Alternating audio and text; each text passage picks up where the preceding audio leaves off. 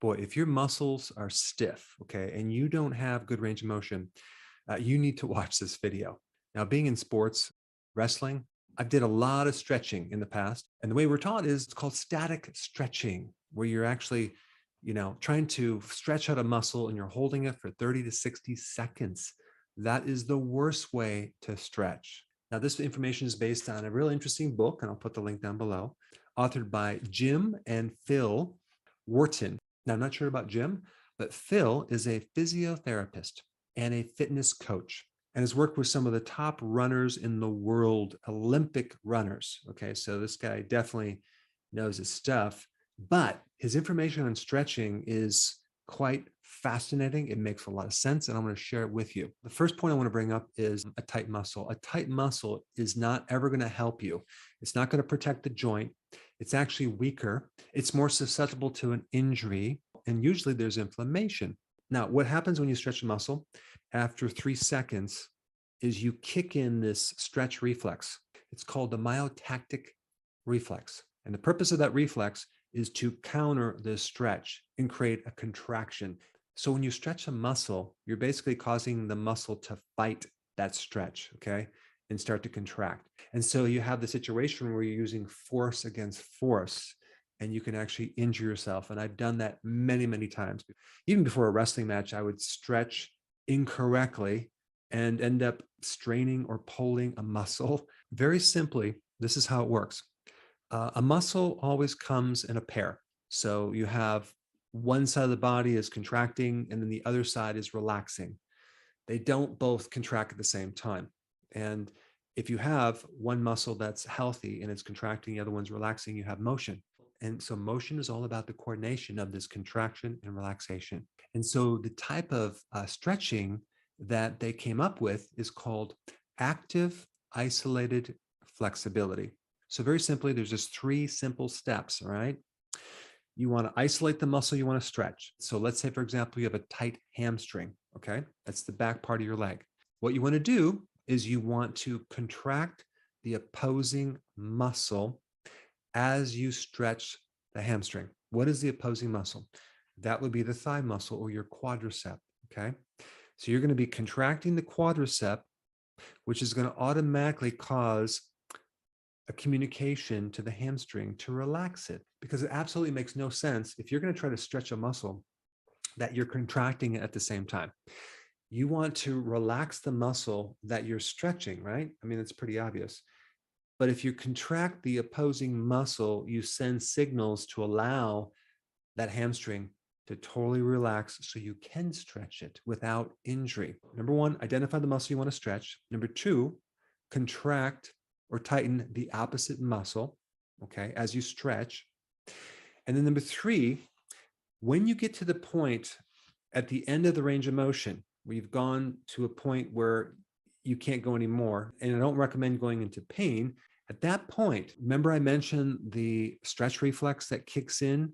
Well, that stretch reflex kicks in at 3 seconds. So what you want to do is you want to stretch it all the way to the end point for 2 seconds, okay? And then you relax it. That way we avoid the contraction or the countering of this stretch. And he recommends that you repeat this 8 to 10 times per muscle. And this could be a great warm-up before your exercise. And he even recommends this, or maybe a version of this, if you injure yourself. You see, a lot of times when you injure a knee or another part of your body, they want to immobilize it. Now, I think you should immobilize it if there's a fracture or there's a severe injury. But if that injury is not that severe, it's very important to add motion into that joint as soon as possible, starting with maybe a passive range of motion and eventually going into these stretches right here, which would be very therapeutic in the rehab.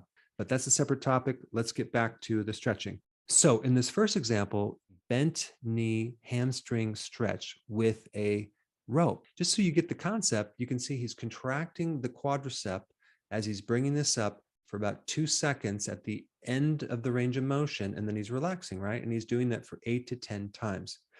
In this next one, he's doing the hamstring straight leg. So he's using his thigh muscle or quad to contract as he holds it for 2 seconds at the end of the range of motion, but this is the best way to create a really good relaxation and increase flexibility of the hamstring. Now, of course, you're going to do both sides. Now, I put those links down below to get more information, but if you haven't seen my other video on exercise, it's pretty cool. I put it up right here. Check it out. Hey, before you leave, I just wanted to give you a little quick history on some of the books that I wrote. This was one of the first books. It's called Dr. Berg Body Shapes. It was my attempt at writing about body types. What was very interesting about this book is I actually did all the images myself.